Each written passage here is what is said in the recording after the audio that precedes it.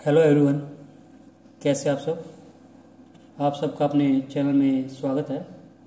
आज मैं आपको शॉर्ट स्टोरीज सुनाने जा रहा हूँ। तो चलिए शुरू करते हैं। एक पुराने समय की बात है। केक ब्रेड बनाने वाले बेकर ने एक किसान से आधा किलो मक्खन खरीदा। बेकर लालची और कंजूस किस्म का व्यक्ति था, इसलिए जब वह मक्खन लेकर घर पहुंचा तो उसके मन में आया कि कहीं किसान ने उसे कम मक्खन तो नहीं दे दिया। इसलिए उसने जब मक्खन को तोलकर देखा तो उसने पाया कि मक्खन आधा किलो से कुछ कम है। यह देखकर वह आग बबूला हो गया और किसान को सबक सिखाने की सोची। उसने मक्खन को सेज कर रख दिया और अदालत में न्याय पाने के लिए पहुंच गया। किसान को भी अदालत में बुलाया गया था। जज ने किसान से पूछा कि क्या तुम वजन मापने के लिए किसी चीज़ का इस्तेमाल करते हो। किसान ने साफ शब्दों में कहा, नहीं हुजूर, हमें बाटों से वजन करना नहीं आता। हम तो एक चीज़ के वजन के आधार पर दूसरी चीज़ का वजन करते हैं। जज ने पूछा, क्या मतलब। किसान बोला, हुजूर, बेकर बहुत समय से मेरे पास मक्खन खरीदने आता रहा है। यह मुझसे मक्खन ले जाता है और एक पैमाने में वजन नापकर उतने ही वजन की मुझे ब्रेड दे जाता है। यदि मेरे द्वारा दिया गया मक्खन आधा किलो से कम है तो इसके लिए मैं या मेरा मापक जिम्मेदार नहीं है, बल्कि यह बेकर खुद जिम्मेदार है, क्योंकि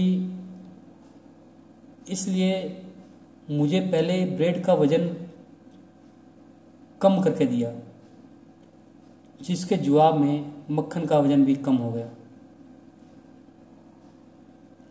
इससे हमें ये शिक्षा मिलती है, जो जैसा कार्य करेगा उसे वैसा ही फल मिलेगा।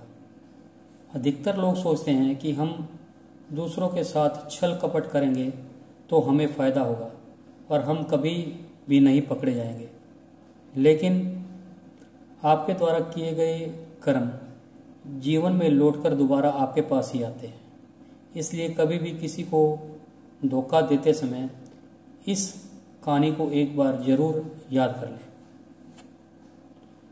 तो आपको एक और शॉर्ट स्टोरी सुनाएंगे, और अगर ये स्टोरीज़ आपको पसंद आ रही है तो वीडियो को लाइक कीजिए, शेयर कीजिए और चैनल को सब्सक्राइब कीजिए। तो चलिए एक और स्टोरी सुनाते हैं। एक बार शहर के बड़े सेठ जी ने हमें खाने पर बुलाया और अपने साथ भी हमें बिठाया।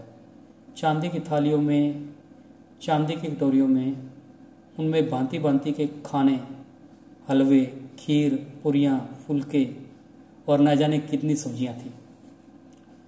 हमारी थाली के बाद सेठ जी की थाली आई। उसमें पीली सी कोई पतली सी द्रव वस्तु, उसके पास फूला हुआ कुछ छोटा सा अनचुपड़ा फुलका। मैंने समझा सेठ जी का असली खाना अभी आएगा, परंतु वहाँ तो कुछ भी नहीं आया।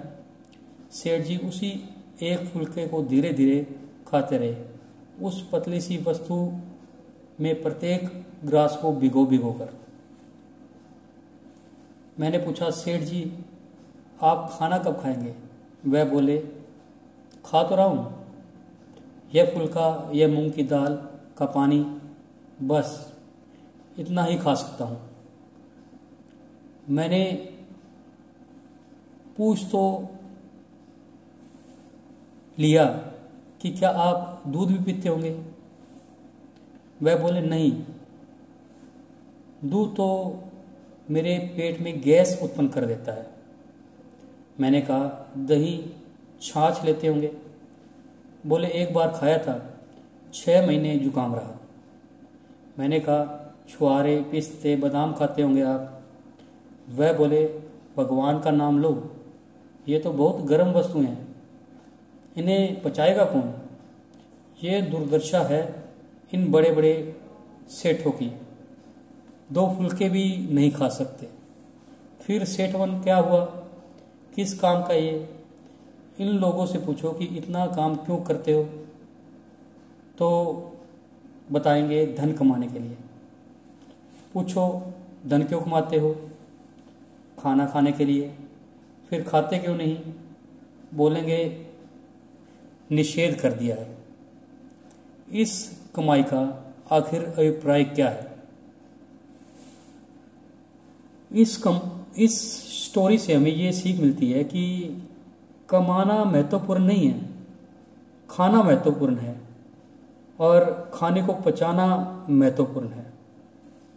तो आपको ये स्टोरीज़ पसंद आई हैं तो वीडियो को लाइक कीजिए, शेयर कीजिए और चैनल को सब्सक्राइब कीजिए। बेल वाला बटन ज़रूर दबा दें ताकि हम ऐसी कोई और स्टोरी डालें तो उसकी नोटिफिकेशन आपको मिल जाए।